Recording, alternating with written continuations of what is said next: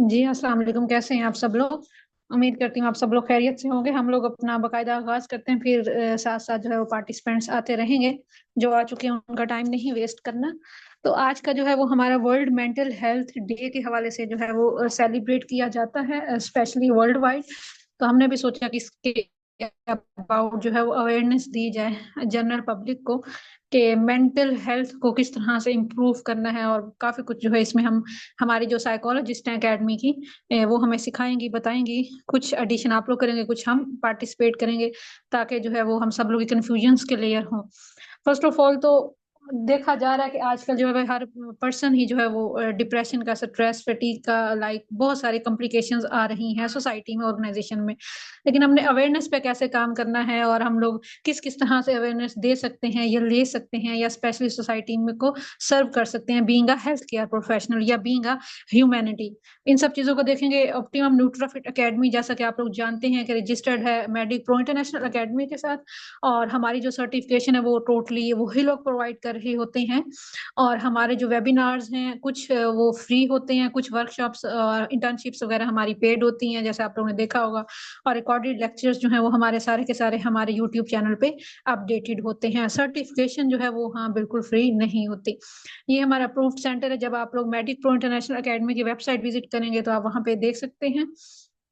अब मैं इनवाइट करना चाहूंगी साइकोलॉजिस्ट जो है हमारी डॉक्टर शहवर आयशा।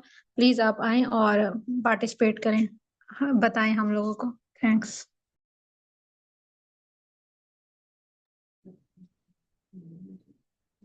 अस्सलाम वालेकुम। I am audible? आवाज जी आ जी, रही है आपकी मेरी? आवाज क्लियर है, आपकी आवाज क्लियर है। बस थोड़ी सी कोशिश करें, थोड़ा सा लाउड, मतलब बहुत ज्यादा चले क्लियर हो ठीक है। जाए। ओके। ओके, शुक्रिया। अच्छा, बिस्मिल्लाहिर्रहमानिर्रहीम। अस्सलाम वालेकुम। This is me Shahwar Ayesha, psychologist and consultant. इसके अलावा मैं लेक्चरर भी हूँ इब्न अमीर कॉलेज में, और एक अपनी प्राइवेट कंसल्टेंसी जो है वो रन कर रही हूँ। तो फिलहाल हमारा आज का जो टॉपिक है जिस पे हमने सेमिनार कंडक्ट करवाया है वो वर्ल्ड मेंटल हेल्थ डे पे है। इसकी अवेयरनेस पे कि वर्ल्ड मेंटल हेल्थ डे क्यों सेलिब्रेट किया जाता है। तो फर्स्ट ऑफ ऑल हम देखेंगे कि world mental health day originate कब किया गया था। 1992 में WF मेंटल हेल्थ जो थी ना, वर्ल्ड फेडरेशन मेंटल हेल्थ, इसने ना इस इनिशिएटिव लिया था। WHO में इसको जो है ना वो अप्रूव करवाया था। और अब हमारे पास एक क्वेश्चन राइज होता है कि कोई भी डे को सेलिब्रेट क्यों किया जाता है, या उसको एक स्पेशलिटी उस डे से रिलेटेड पर्टिकुलर एक दिन क्यों मुकद्दस कर दिया जाता है कि ये दिन, इस दिन को, इस डेट को सेलिब्रेट किया जाएगा। हम आम डेज में भी तो उसको कर सकते हैं, रेगुलर बेस पे एक दिन उसको क्यों दिया जाता है। ऐसा इसलिए किया जाता है, ये सिर्फ मेंटल हेल्थ की बात नहीं कर रही, ओवरऑल, ताकि हम इम्पोर्टेंस से या उसकी जो अवेयरनेस है लोगों तक उसको राइज कर सके। उसके अलावा उसकी क्या सिग्निफिकेंस है, या फिर कितना वो क्रूशियल पॉइंट है, या कितना वो क्रूशियल टॉपिक है जिस पे बात करने की, जिस पे काम करने की, जिस पे कंसंट्रेट करने की जरूरत है। ये चीजें जो उस डे को एलोकेट करके राइज की जाती हैं। अब टाइम वेस्ट किए बगैर हम अपने टॉपिक की तरफ मूव करते हैं। तो बेसिकली वर्ल्ड मेंटल हेल्थ जो है सबसे पहले 1992 में ओरिजिनेट किया गया था, और 10 अक्टूबर को जो है ना ये सेलिब्रेट किया जाता है। उसके बाद अगर हम नेक्स्ट देखें, आप अपनी आउटलाइन की तरफ आते हैं, तो सबसे पहले हम इंट्रोडक्शन देखेंगे। उसके बाद इम्पैक्ट और ग्लोबल ओवरव्यू देखेंगे मेंटल हेल्थ का। उसके बाद इससे रिलेटेड जो मिथ्स हैं या फैक्ट्स हैं उन पे भी ओवरव्यू देखेंगे। और जो फैक्टर डेट इन्फ्लुएंस, यानी कि जो भी इटियोलॉजिकल फैक्टर होते हैं ना मेंटल हेल्थ से रिलेटेड, उनके ऊपर भी फोकस करेंगे। साइंस एंड सिम्टम्स, या फिर मेंटल हेल्थ जो डिफरेंट एजेस में कैसी होती है, या क्या ट्रिगर पॉइंट्स होते हैं जो डिफरेंट एजेस में आके हम हमें देखने को मिलते हैं, उसके ऊपर भी हम फोकस करेंगे। उसके बाद सपोर्ट सिस्टम और मेंटल हेल्थ कैसे प्रमोट करनी चाहिए, या किन स्टेप्स को, किन इनिशिएटिव्स को हमें लेना चाहिए। और लास्ट टाइम के हम क्या कर सकते हैं बीइंग अ साइकोलॉजिस्ट या बीइंग अ ह्यूमन, हमें किन किन स्टेप्स को फॉलो करना चाहिए। उसके बाद ना सबसे पहले हमारे पास आ जाती है मेंटल हेल्थ होती क्या है। मेंटल हेल्थ बेसिकली जो है ना, इसकी अगर हम डेफिनेशन देखें तो मेंटल हेल्थ होता है कि आपकी जो कॉग्निटिव, इमोशनली और सोशली आपको ना स्टेबल और एक सस्टेन और इक्विटेबल कंडीशन होनी चाहिए आपकी। मतलब ऐसा नहीं है कि आप पर्सनली ठीक है, अपनी एक आपने जो अपनी पर्सनल बाउंड्री बनाई हुई है उसमें आप बिल्कुल ठीक है, लेकिन वहीं आप जब सोशली मूव करेंगे, आपके वहां पे जो है ना कोई कम्युनिकेशन स्किल्स नहीं है, और इसमें आपके पीछे जो आपकी कॉग्निशन है वो डिस्टॉर्टेड है, और आपका जो फीलिंग्स हैं वो किसी पर्टिकुलर पर्सपेक्टिव को लेके नेगेटिव है, यानी कि आपकी कॉग्निटिवली भी और इमोशनली भी और सोशली तीनों चीजें, आपकी जो तीनों कंडीशंस है ना वो काम होनी चाहिए और स्टेबल होनी चाहिए, वो मेंटल हेल्थ होती है।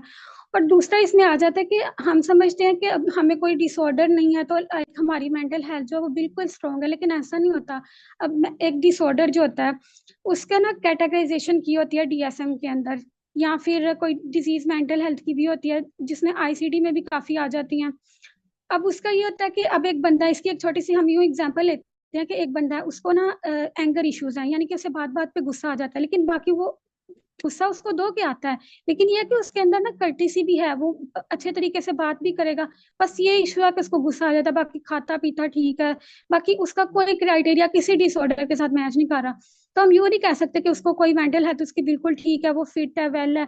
नहीं, किसी भी क्राइटेरिया के अंदर डिसऑर्डर्स का ना होना है लाजमी नहीं कि आपकी मेंटल हेल्थ 100% है, ठीक है आप। और उसको बार बार गुस्सा, उसकी जो अतम तुझी है उसका रीजन हो सकती है, या फिर अगर उसको वो ज्यादा ज्यादा सोता है तो उसका यही है कि वो सैडनेस है उसके अंदर, उसे प्यार की तवज्जो की जरूरत है। तो ये छोटे छोटे पॉइंट्स होते हैं जो जो आपकी मेंटल हेल्थ को डिस्टर्ब कर रहे होते हैं, शो कर रहे होते हैं कि आपकी मेंटल हेल्थ ठीक नहीं है, लेकिन हम इट्स ओके कह के, यहाँ तो ये तो एक हैबिट है, इस चीज को जो है ना इतना फोकस नहीं करते।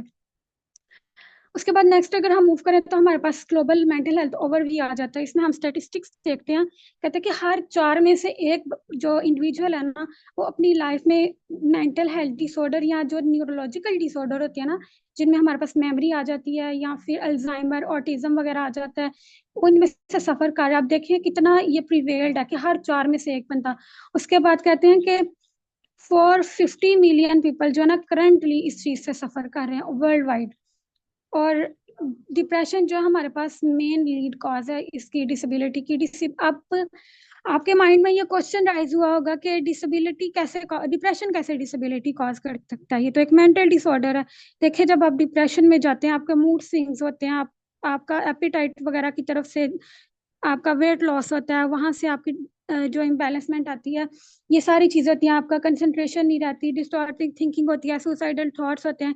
ये सारा जब सारा कुछ आप जब सफर कर रहे होते हैं तो आपको क्या लगता है कि आप एक इस काबिल हो सकते हैं कि आप प्रोफेशनली किसी जगह पे बैठ के एक्यूरेटली काम कर सके। डिसेबिलिटी आ जाती है ना, डिसेबिलिटी यही तो नहीं होती कि आप फिजिकली डिसेबल हैं, मेंटली भी तो आप हो सकते हैं। लाजमी नहीं कि कोई आपको सेरिब्रल पॉलिसी ही हो या कोई न्यूरोलॉजिकल डिसऑर्डर ही हो, कोई सिवियरिटी वाली हो। एक काम को अगर आप फोकसली नहीं करें तो वो भी आपका डिसेबिलिटी के अंदर ही आएगा। नेक्स्ट वो कहते हैं कि सुसाइड जो ना हमारे पास 15 to 29 ईयर ओल्ड जो होते हैं ना, अडल्ट और टीनेजर्स इसमें आ जाते हैं, उनमें ना ये सेकंड नंबर पे जो लीड कॉज है ना वो सुसाइड है मेंटल हेल्थ कैटेगरी के अंदर देखा जाए तो। उसके बाद फिर हमारे पास ना कुछ चैलेंजेस आ जाते हैं जो कि हमें ग्लोबली फेस करने पड़ सकते हैं, पर्टिकुलरली पाकिस्तान में नहीं, पाकिस्तान के अलावा भी कुछ कंट्रीज हैं जो कि अंडर प्रिविलेज है, उनके अंदर ये सिमिलर इशू जो फेस करने को हमें देखे जा रहे हैं।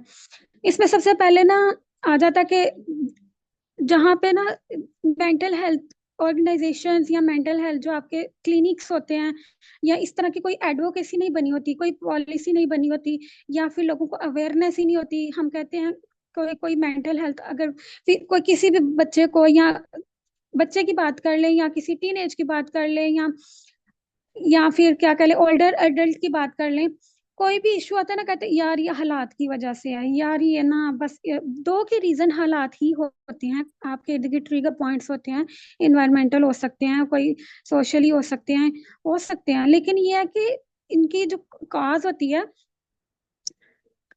इसके ऊपर आपका फोकस करना जरूरी है।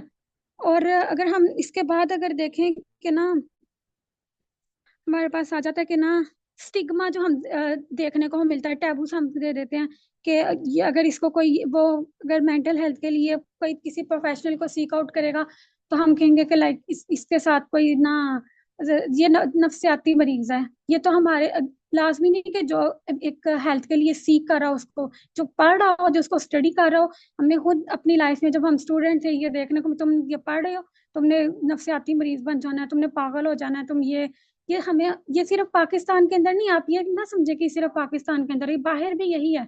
कम हो सकता है लेकिन ये चीज प्रिवेल कर रही है। उसके बाद वही, अगर आपके पास सोशियो और पॉलिटिकल इंस्टेबिलिटी होगी, आपके वो वाले इश्यूज चल रहे होंगे, आपका हेल्थ की तरफ, फिजिकल हेल्थ की तरफ इतना फोकस नहीं होता, तो मेंटल हेल्थ तो फिर वो आप स्टिग्मेटाइज हो जाते हैं, तो वो सेकेंडरी पे आप रख देते हैं उसको। उसके बाद अगर हम मिथ्स देखें तो इससे रिलेटेड ना, मेंटल हेल्थ से रिलेटेड हमें मिथ्स बहुत देखने को मिलती हैं। सबसे पहले तो ये होता है ना कि मेंटल हेल्थ जो होती है वो बहुत रेयर होती है और फ्यू पीपल्स को इफेक्ट करती है, लेकिन ऐसा नहीं है।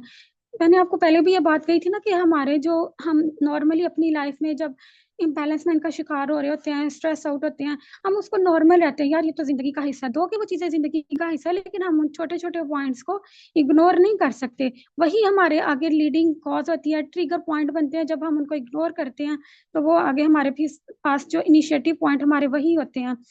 उसके बाद हमारे पास आ जाता है कि ना, आप स्नैप आउट कर सकते हैं, मतलब आप उससे क्विट कर सकते हैं। अगर आप जो है ना थोड़ा सा अपनी हिम्मत हो आपके अंदर, करेज के साथ, अगर कोई परेशान होगा, स्ट्रेस आउट होगा, बर्न आउट होगा, तो हम कहेंगे तुम हिम्मत करो, हौसला करो, तुम कर सकते हो। ये नहीं कि उसको थोड़ी सी कोपिंग स्ट्रेटजीज भी सिखाई जाएं, उसको बताएं कि तुम एक साइकोलॉजिस्ट के पास जाओ, साइकेट्रिस्ट के पास जाओ। नहीं, बस तुम हिम्मत करो, तुम कर सकते हो, तुम ये हो सकता है, पॉसिबल है। सिर्फ उसको करेज पे लगाए रहना, ट्रीटमेंट की तरफ नहीं जाना। उसके बाद लास्ट वाली जो हमारे पास तीसरा आ जाता है कि अक्सर हमें देखने को मिलता है कि जो साइकोलॉजिस्ट हैं ये तो बस बातें बनाते हैं, इनको बस बातें करनी आती है, ये बातों से बंदे ठीक करते हैं, मतलब इतना इफेक्टिव नहीं होता, बातें तो हम भी कर सकते हैं। ठीक है, ऐसा नहीं मैं कह रही कि हम बातें नहीं करते, लेकिन उन बातों को अप्लाई करवाने का, करने का एक तरीका होता है। आपको पता होता है कब किस पेशेंट से किस तरह की, किस लहजे में कितनी और किस लिमिट तक बात करनी है। हर बंदे को इस चीज की अवेयरनेस नहीं होती। और बहुत सारे, मैं अनफॉर्चुनेटली ये भी कहूँगी कि साइकोलॉजिस्ट में भी ये चीज मैंने देखी है कि वो साइकोलॉजिस्ट तो होते हैं लेकिन लग नहीं रहा होता वो साइकोलॉजिस्ट हैं। तो ये चीज इसीलिए हमें देखने को मिलती, बातें तो हम भी कर लेते हैं, लाजमी तो नहीं हम साइकोलॉजिस्ट के पास जाएं। मेंटल हेल्थ अगर हमें कोई इशू है तो हम इसको थेरापीज या फिर कोई सपोर्ट सिस्टम के बगैर भी हम इसको कर सकते हैं। हम हिम्मत करेंगे, हमारे में करेज होगी, हम इसको कर सकते हैं। इसके बाद हमारे पास अगर आता है तो नेक्स्ट, अगर हम मूव करें तो जो इटोलॉजिकल फैक्टर्स है ना, जो ट्रिगर करते हैं हमारे मेंटल हेल्थ को, उनकी बात करें तो हमारे पास सबसे पहले बायोलॉजिकल आ जाता है। बायोलॉजिकल में कोई भी बायोलॉजिकल अगर आपको इशू हो तो उसमें सबसे पहले हमारे पास आता है कि ना, जेनेटिक्स। आपके जो जीन्स आपके पेरेंट्स से, आपकी फैमिली से आगे ट्रांसफर होते हैं ना, ये सबसे बड़ी लीडिंग कॉज होती है बायोलॉजिकल फैक्टर के अंदर। और इसके बाद जो न्यूरो ट्रांसमीटर्स होते हैं, केमिकल मैसेंजर्स होते हैं, इनमें इम्बैलेंसमेंट जो होती है, जैसे सेरोटोनिन है या फिर डोपामीन है।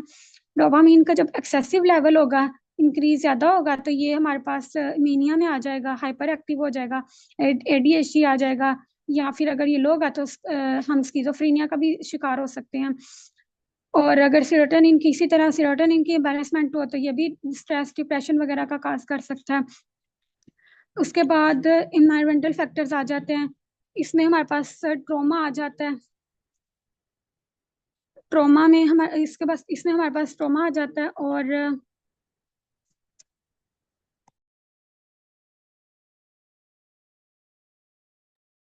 आवाज आ रही जी जी, आपकी आवाज बिल्कुल क्लियर है। है? ट्रोमा आ जाता है। ट्रोमा में हमारे पास ना, इन्वायरमेंटली ट्रोमा कैसे हो सकता है? ट्रोमा आपका माइंड में आया कि ट्रोमा हमारा इनर हो सकता है। इन्वायरमेंटली ट्रोमा ऐसे होता है कि कोई आपका एक्सीडेंट हो जाता है, उस एक्सीडेंट वो आपके मेंटल हेल्थ पे इफेक्ट करता है। और जब आप, वो आपका जो ट्रोमा मेंटल हेल्थ पे इफेक्ट करता है ना, उसकी वजह से भी फिर आपके अंदर एक एक छोटी सी बात मैं यहाँ पे करना चाहूंगी कि जो एक इवेंट होता है ना, वो इट सेल्फ आपके लिए कोई चीज मैटर नहीं करती। अब आप अनफॉर्चुनेटली आपके गांव में या फिर आपके सिटी में किसी की डेथ हुई है, न्यूट्रल है आप, मतलब अफसोस का जरूर इजहार करेंगे, लेकिन यह कि आपको आंसू नहीं आएंगे, उस तरह से सैडनेस नहीं होगी।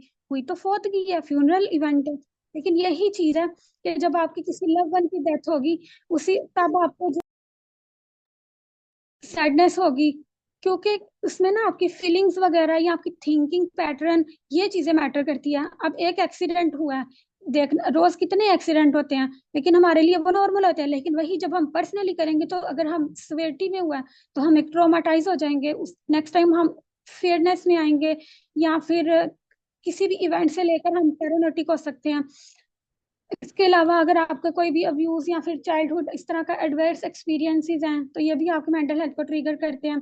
लाइफ सोशल ट्रेजेडी में अनएम्प्लॉयमेंट आ जाती है, और उसके आपके कोई लव वन की डेथ हो जाती है, वही जो पहले मैंने बात किया, या फिर डिवोर्स वगैरह, ये वो पॉइंट्स हैं इन्वायरमेंटल जो आपको मेंटल हेल्थ को ट्रिगर करते हैं।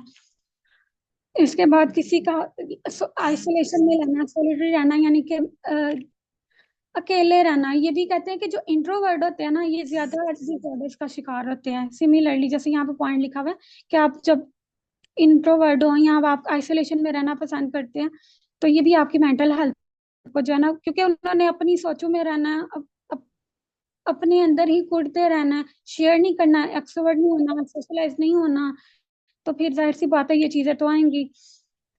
उसके बाद हमारे पास ना आ जाता है साइकोलॉजिकल फैक्टर्स आ जाते हैं। साइकोलॉजिकल अनरिजॉल्व कॉन्फ्लिक्ट जो इनर टर्मोइल होते हैं ना, टर्मोइल आप कह लें कि इनर टर्मोइल आप कहते हैं जब आप दो चीजों के दरमियान में ना बैलेंस नहीं कर पा रहे थे, या आप कह लें कि अपनी पर्सनल लाइफ वर्क बैलेंस नहीं कर पा रहे होते, या फिर जो आपकी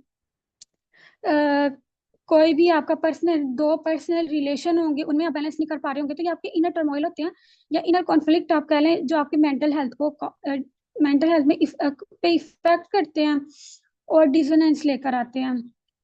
उसके बाद आ जाता है अगर आपके अंदर कॉपिंग स्किल्स नहीं है, यानी कि आपके अंदर एक प्रॉब्लम को लेके उसको कैसे सॉर्ट आउट करना है वो स्किल्स नहीं है, आपको करना तो आता है लेकिन एक दफा आपने किया, उसके और भी बहुत से तरीके थे। जैसे एक हैमर है, आपको पता है हैमर से हम जो है वो कील को किसी जगह के अंदर, किसी या कहीं दीवार के अंदर हम उसको पुश करते हैं, लेकिन एक और बंदा होगा जो थोड़ा सा वाइज होगा, प्रूडेंट होगा, उसको पता होगा हम हथौड़ी से हैमर से सिर्फ कील तो नहीं ठोक सकते, हम और भी बहुत सारे काम कर सकते हैं। इसी तरह जब एक प्रॉब्लम आता है तो उसके अल्टरनेट बहुत से सोल्यूशन होते हैं, या और ये और भी, मतलब मैं टू द पॉइंट यहाँ पे बात कर रही हूँ, स्लाइड्स आगे बहुत ज्यादा है।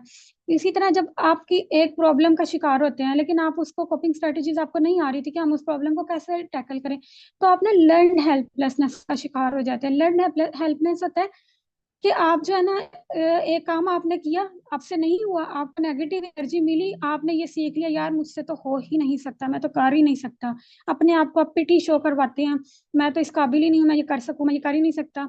उसके बाद अगर हम नेक्स्ट देखें तो सोशियो इकोनॉमिक फैक्टर आ जाते हैं, इसमें पॉवर्टी आ जाती है, अनएम्प्लॉयमेंट आ जाती है, उसके बाद लैक ऑफ एजुकेशन आ जाती है, या डिस्क्रिमिनेशन और मार्जिनलाइजेशन आ जाती है। बाकी चीजें हम ऊपर देख चुके हैं। मार्जिनलाइजेशन और डिस्क्रिमिनेशन की बात करते हैं कि अगर एक बंदा है वो गरीब है, या फिर वैसे कास्ट सिज्म या रेसिज्म की बात कर लें, उसको मार्जिनलाइज कर दिया जाता है, यानी कि डिस्क्रिमिनेशन शो की जाती है, उसके साथ तासुब आ जाता है, प्रेजुडिस शो करते हैं, और इसी तरह उसको मार्जिनलाइज कर देते हैं, यानी कि बाउंड्रीज बना देते हैं, इसके साथ उठना बैठना नहीं है, इतनी इसके साथ इतनी लिमिट रखनी है, इतना ऐसे बोलना है इसके साथ।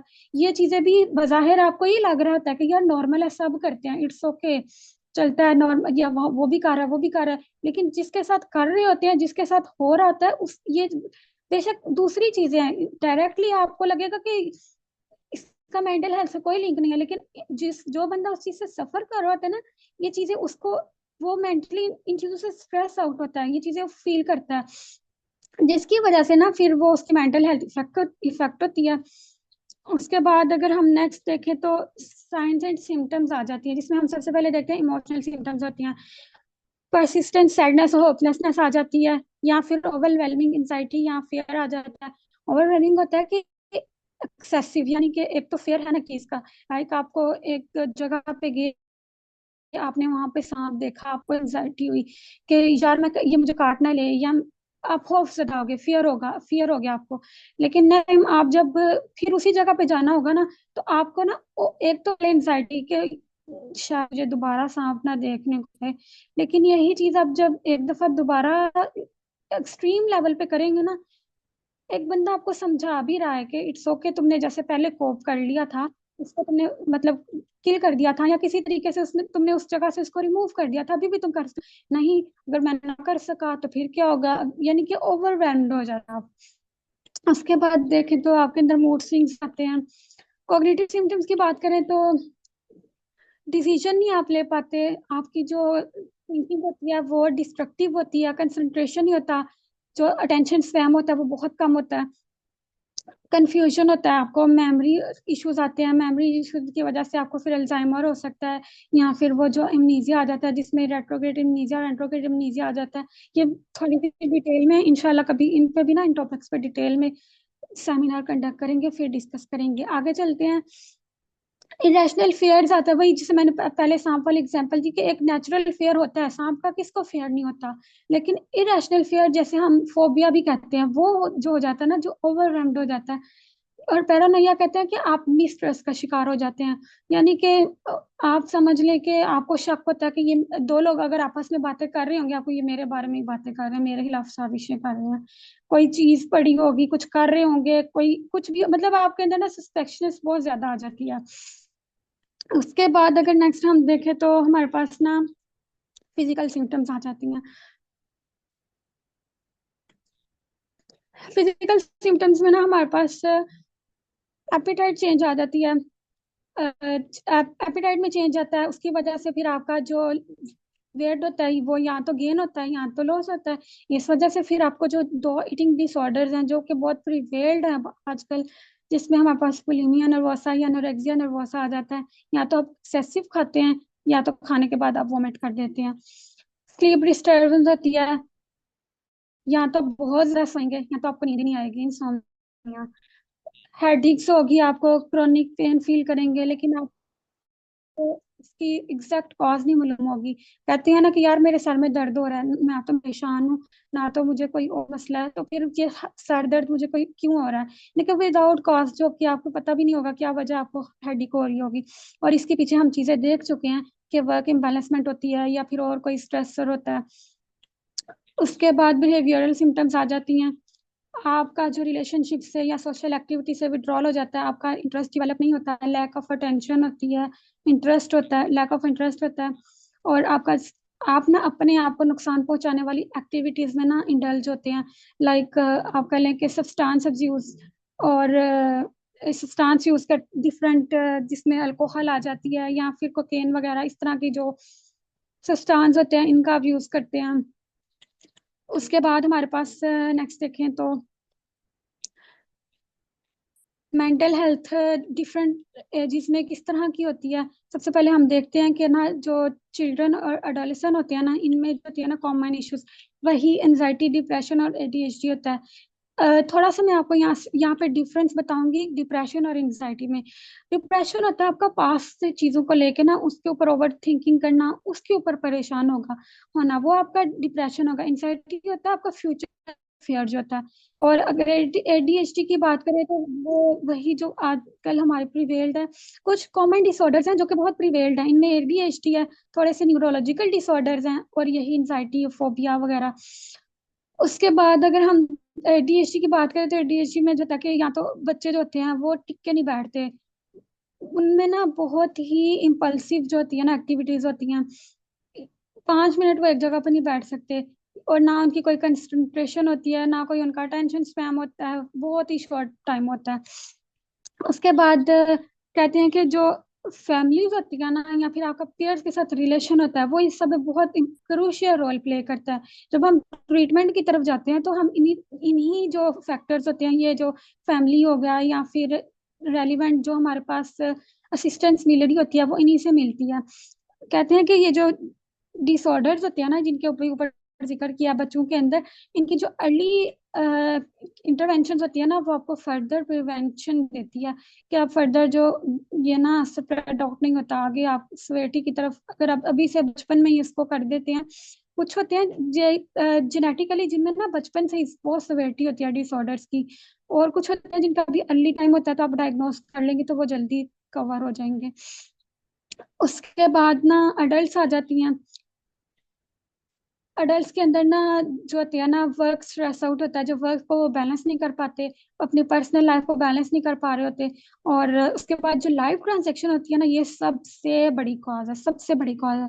लाइव ट्रांजैक्शन ये होती है कि आप जैसे अब आप अभी यूनिवर्सिटी गोइंग हो, उसके बाद आप जब आप जॉब की तरफ जाएगा, आप करियर की तरफ मूव करोगे, ये आपके आप लाइफ ट्रांजैक्शन होगी कि आप स्टूडेंट लाइफ से निकल के प्रोफेशनलिज्म की तरफ जा रहे हो। तो ये भी आपका, जब आपको उसमें बैलेंस नहीं करना आएगा, आपसे मैनेज नहीं होगा, क्या कहते हैं उसको, आपको जो है ना चीजें जो है ना, यानी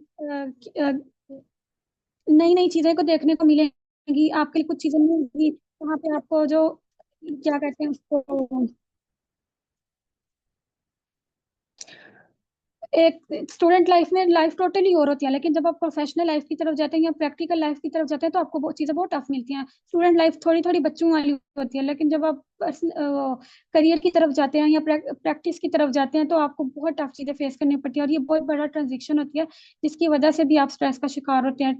और इसके अलावा जब आप अनमैरिड हैं, फिर आप मैरिड होंगे, फिर आप पेरेंटिंग की तरफ जाते हैं। पेरेंटिंग उस लाइफ में जो मैरिज होती है वो खुद इतनी बड़ी एक ट्रांजैक्शन होती है, कुछ में तो तब भी जो होता है ना आफ्टर मैरिज एंजाइटी आती है।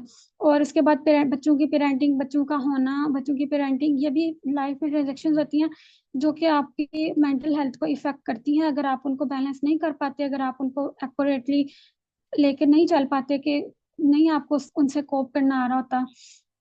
उसके बाद हमारे पास ना ओल्डर एडल्ट आ जाते हैं जिनमें ना कॉग्निटिव डिक्लाइन आ जाता है, यानी कि जाहिर सी बात है वो बुढ़ापे की तरफ जा रहे होते हैं।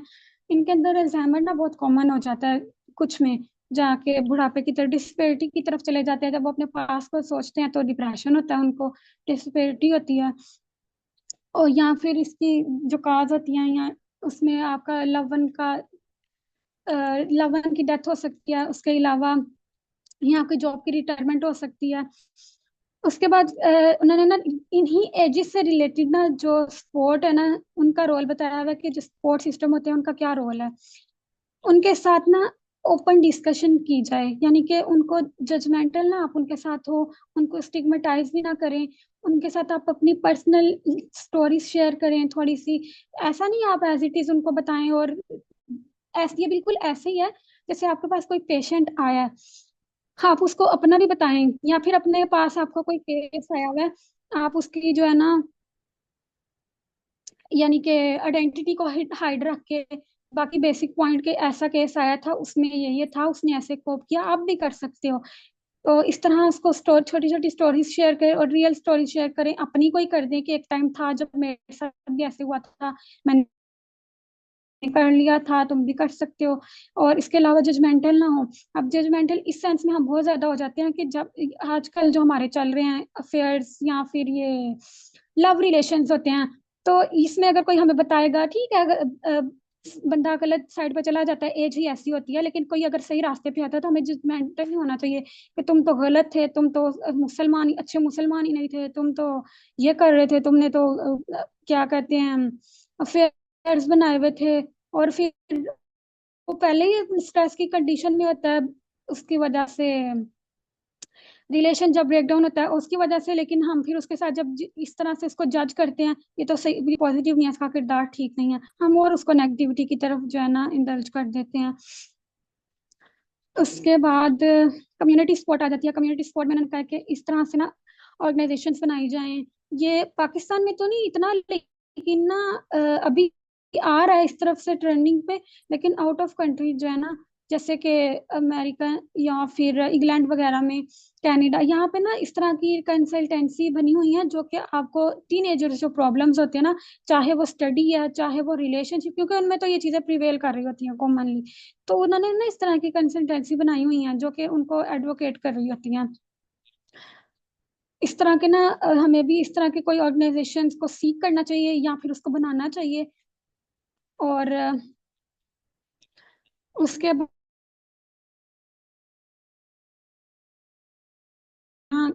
क्या मतलब इस डिजिटल एज में मेंटल हेल्थ पे क्या इफेक्ट आता है।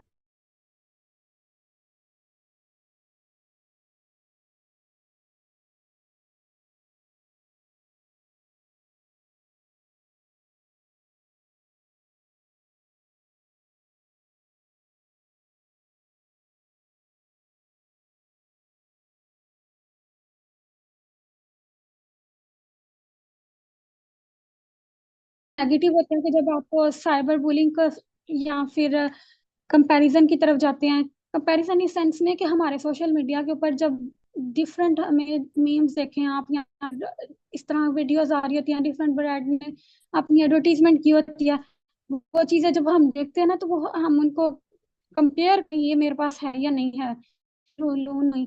जब हमें ये चीज इस तरफ जाते हैं ना तो फिर जाहिर सी बात है हम कहते हैं कि मैं ये नहीं ले सकता, मेरी इस्तेदाद नहीं है। और अलावा हमें फिर वो फीलिंग्स होती हैं इनएडिक्वेसी की कि हम इस काबिल ही नहीं है कि हम इनके इक्विटेबल हो सकें। तो ये चीज़ें भी नेगेटिवली जो है ना डिजिटली आपके मेंटल हेल्थ पे इफेक्ट कर रही होती हैं। उसके बाद हमारे पास आ जाता है कि मेंटल हेल्थ को ना हमें कैसे प्रमोट कर सकते हैं। डेली प्रैक्टिसेस की बात करें तो सबसे पहले ना एक्सरसाइज करें, और सफिशिएंट आपकी स्लीप होनी चाहिए, मेडिटेशन